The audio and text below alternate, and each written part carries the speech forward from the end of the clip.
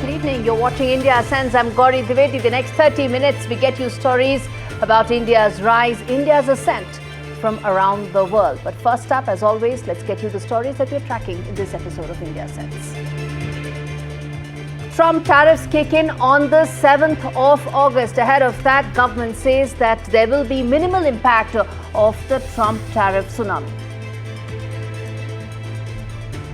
Donald Trump strikes oil deal with the dead economy Pakistan. US snubs India, slashes tariff rates on Pakistan. We tell you what's really the deal here.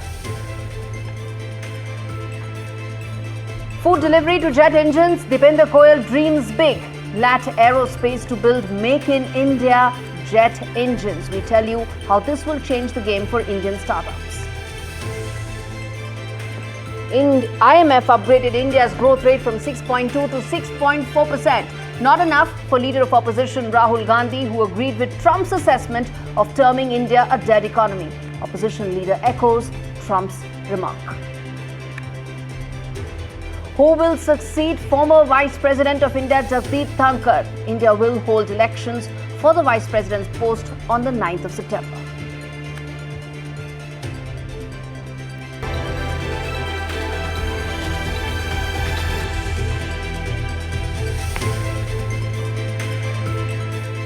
The big story this week, viewers, on India Ascends. In 6 days from now, Trump's tariffs will kick in. The 25% tariff and an unspecified levy over purchase of Russian oil. Now, while calling Prime Minister Modi a great friend, Donald Trump went on a delusional anti-India rant. Now, tariffs are essentially a tool that Trump has weaponized in the past 6 months to get what he wants. Whether it is ceasefires with several other countries, or whether it's oil deals or even critical minerals, access to that. Now, the impact of the hike is unclear. Not the entire goods exported by India to the US will be subjected to higher tariffs. Pharmaceuticals, electronics, all of these are going to be exempted. So even if one assumes that $40 billion of exports are impacted, that's about half of it, the hit on the GDP may be significant, but not very high, probably about 0.2 to 0.3% of the GDP. That's what is being assessed. But a few things need to be kept in mind, viewers. India has not given in. Unlike an EU or a UK or a Japan, India is holding its ground and is willing to weather the storm. A mercurial Trump is primarily speaking to his political base, the one that exists between the two coasts in America, and is demanding access to the Indian farm sector. Just one particular commodity tells you the complete lack of thought that has been put behind these tariffs, and that is soya. An important crop for Donald Trump's MAGA base. China is its biggest buyer. Now, with China holding out, Trump then went and sought the next big buyer. Well, which is that? That's Brazil. And if Brazil is not taking in, then it has gone ahead and slashed massive tariffs on Brazil as well, which is the next big buyer of soya. Well, you guessed it right, it's India. So what's Trump doing there as a pressure tactic? Showing the fear of additional tariffs. This impulsive attitude, viewers, comes even as the rest of the relationship between India and US remains robust and is poised to grow. And this particular product, this particular commodity, soya, tells you the impulsive nature with which Donald Trump hasn't put any thought whatsoever as far as these tariffs are concerned. But the future of the India-US relationship, let's get you a word in that from the MEA. We have a strong defense and energy partnership with the United States, which has been strengthened in the last several years. There is a potential for this partnership to grow further under the India-US Compact for the 21st century. Our ties with any country, or all the ties that we have with various countries, they stand on their own merit, and they should not be seen from the prism of a third country. As far as India-Russia relations are concerned, we have a steady and time-tested partnership. It's never been about purchase of Russian oil per se, but about Trump's political consideration. But what happens if the world's second largest oil importer evaluates options other than the cheaper Russian oil that's available? Higher energy bills for all, not just for Indians, but for all. And that includes the average American as well. This report tells you more of that.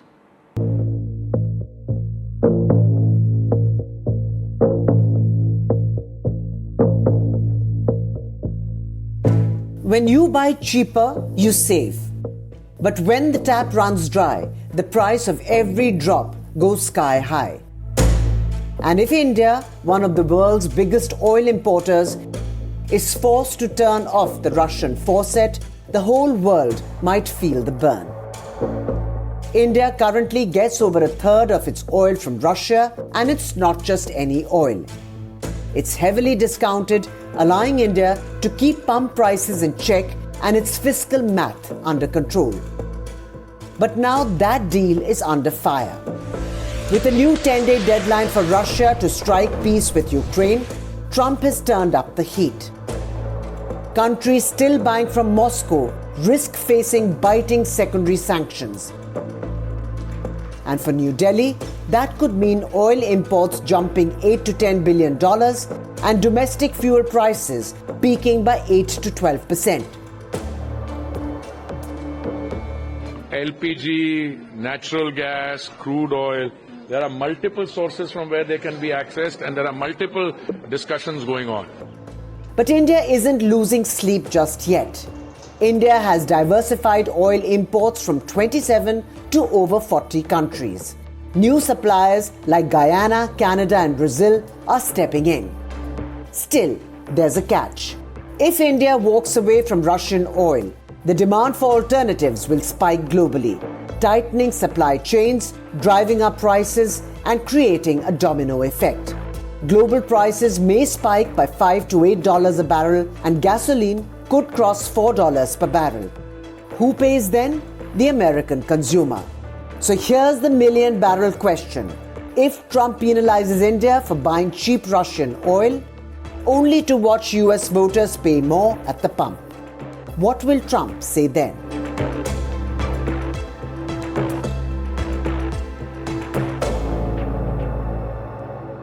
Remember, trade talks between India and US are still ongoing. No matter Donald Trump's threats, a key US trade delegation is set to visit India later this month. Yet at the same time, India must diversify its trade ties, pursue more FTAs. We've done so with the UK, that's our template, and because that's the only way we'll be able to protect ourselves, our industry, from American unpredictability that's coming in from the Trump administration.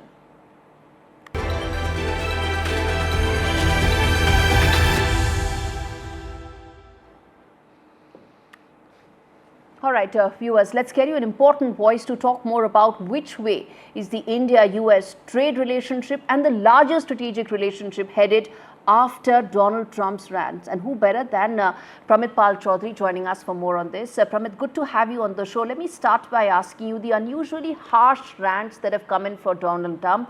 He's not a diplomatic person. He's known to speak his mind. But this is unusually harsh even by his standards.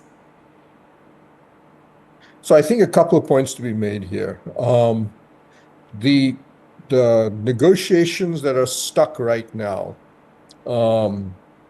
if you want, are on dairy, soya, automobiles, and some other digital areas.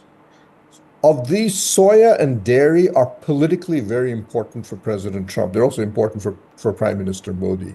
But the MAGA support base that Trump has, the farmers in the middle America that have voted for him in Nebraska, Kansas, the Dakotas, they grow these crops. So this is very important for him, especially at a time when China, the single largest buyer of American soya in particular, has stopped buying them because as part of their hardball negotiating tactics with the United States. So he's a little desperate, if you wish, for an alternative. So this is not just about trade. This is about his domestic politics. In the same way, obviously, that agriculture and soy is very much part of Prime Minister Trump's Prime Minister Modi's internal domestic political situation. So that's one element of it. But there is, you're right, an edge to this. Trump is not a diplomatic person. He abuses, and if you read, he abuses and curses people on a regular basis, including, the Prime Minister of Canada, the leaders of Europe, countries that are formal treaty allies of the United States.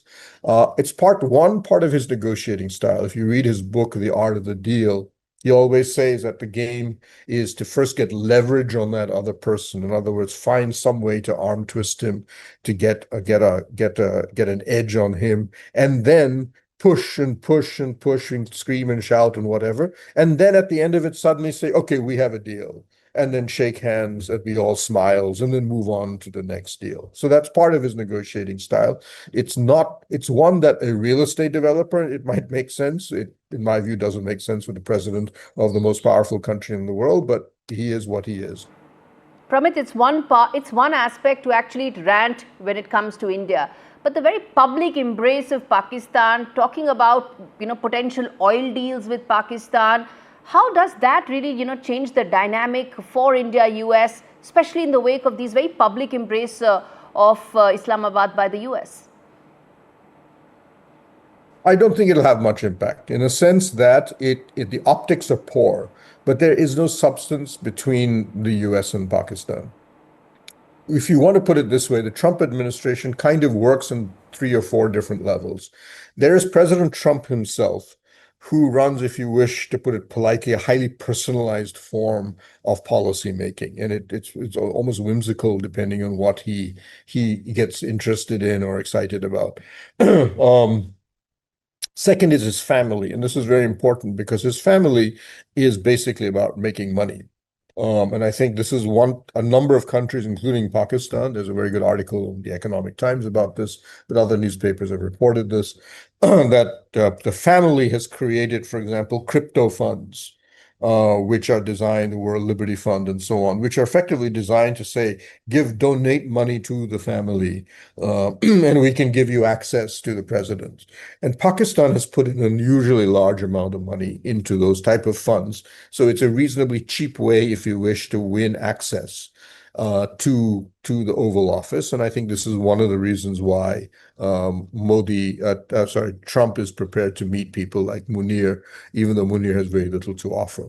But then there is the rest of the administration, the Secretary of Defense, the Secretary of State, the intelligence structure, all of whom, whether it's Tulsi Gabbard, even the US Vice President J.D. Vance, Pete Hegseth, Marco Rubio, very clear in their minds that India is the future partner that America needs to be working with, but they do not always control where the president goes, or I should say the president doesn't always listen to them.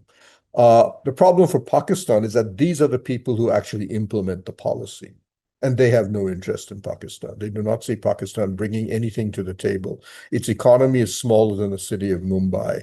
It has incredible debt problems. It is on a permanent IMF drip.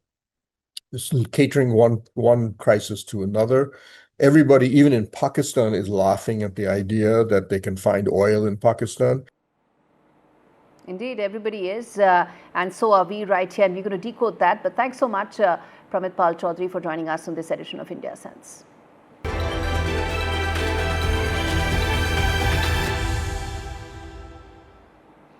Well, as delusional Donald ranted against India, he also announced a deal with Pakistan to jointly develop the latter's oil reserves. Now, this has nothing to do with Pakistan's oil reserves. It ranks 52nd in any reserves whatsoever. There are 350 million barrels that the country actually has.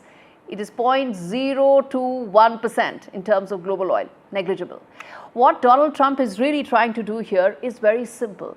What he's trying to do is get more than a foothold in Pakistan. Now, ahead of America's pounding of Iranian nuclear bases, there was a heightened American interest in the Pakistani bases for ensuring that there's proximity. And now it seems Trump may be interested in access to Balochistan, the region that's actually very rich in mineral deposits, the region which is strategically close to the Iranian border, and the region which has deep Chinese presence. Now, what has Asim Munir managed to do? He thought he's gone for a fine dining expedition to the US, but what he has come back with is a huge problem that's actually compounded.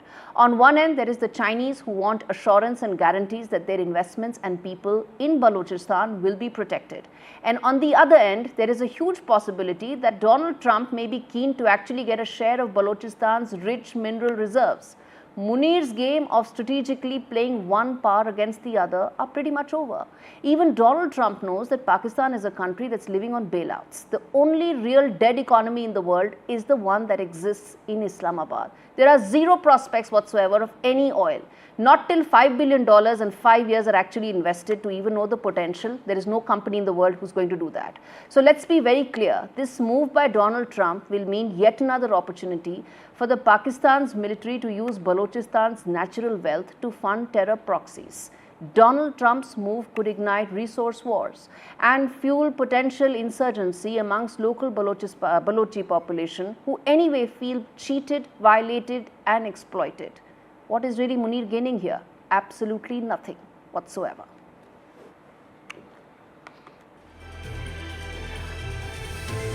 All right, viewers, on that note, a quick break. We come back with lots more on the other side of India Sense. Stay with us.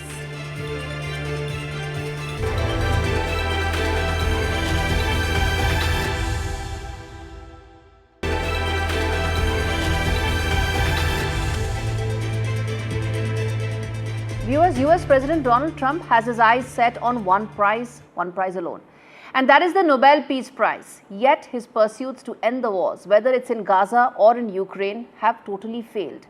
And explaining his desperation to tell his people that he ended the India-Pakistan conflict in May, this explains it.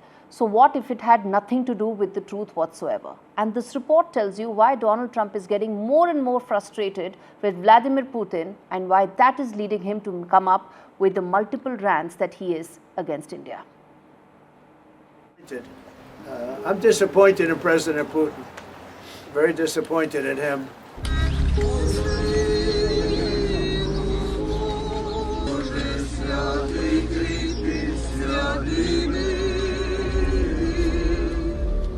He made big promises to the world when he came to power, vowing to end wars in 24 hours. Yet, 6 months later, US President Donald Trump hasn't learnt one thing.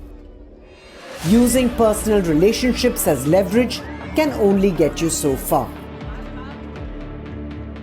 Washington is growing increasingly frustrated with both Russian President Putin and Israeli Prime Minister Netanyahu as the wars rage on with no end in sight.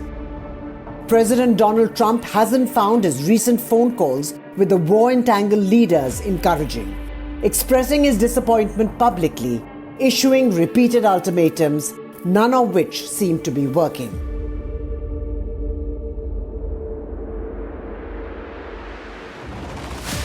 The Russian president continues to make empty promises of ceasefire talks while ramping up attacks on Ukrainian cities.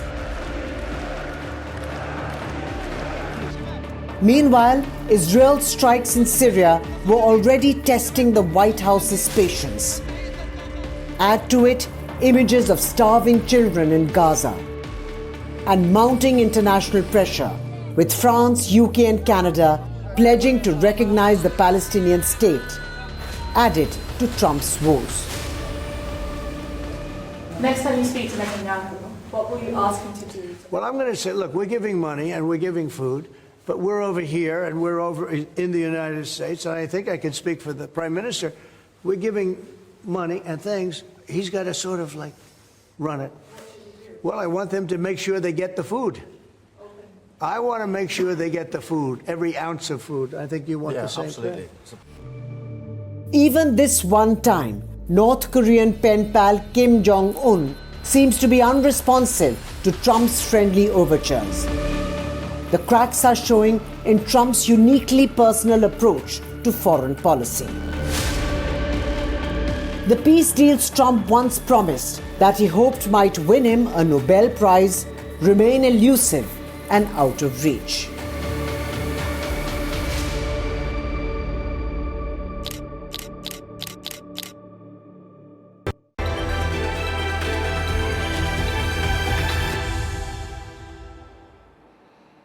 Viewers, for long it was said India was only creating startups focused on quick delivery, focused only on the lower end of the food chain.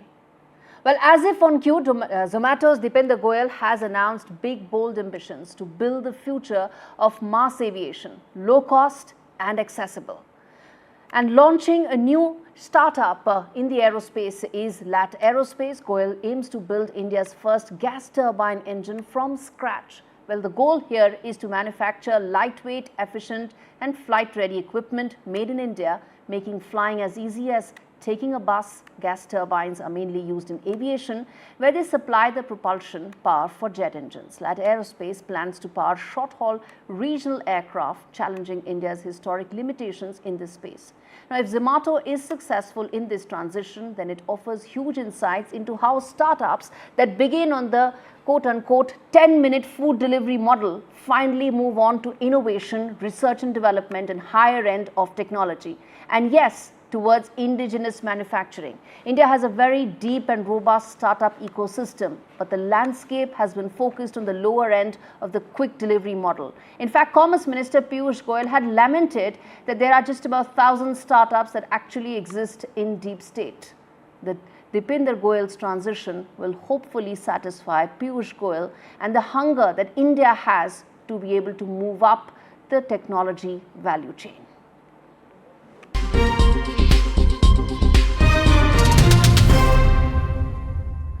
Well, turning attention to the Worldview segment on the show, ahead of its first anniversary in part, the interim government has indicated that the elections will be held in Bangladesh in February next year. The interim government in Bangladesh under Professor Yunus completes 1 year in office on the 8th of August, and one of the biggest charges against the government has been its failure to hold elections. The Yunus government had focused on undertaking key reforms which many felt did not have the mandate to conduct these reforms, and one of the biggest charges against the Yunus government has been its failure to protect minorities, particularly the Hindu minorities. Remains to be seen whether elections will pave the way for a government that will address these concerns.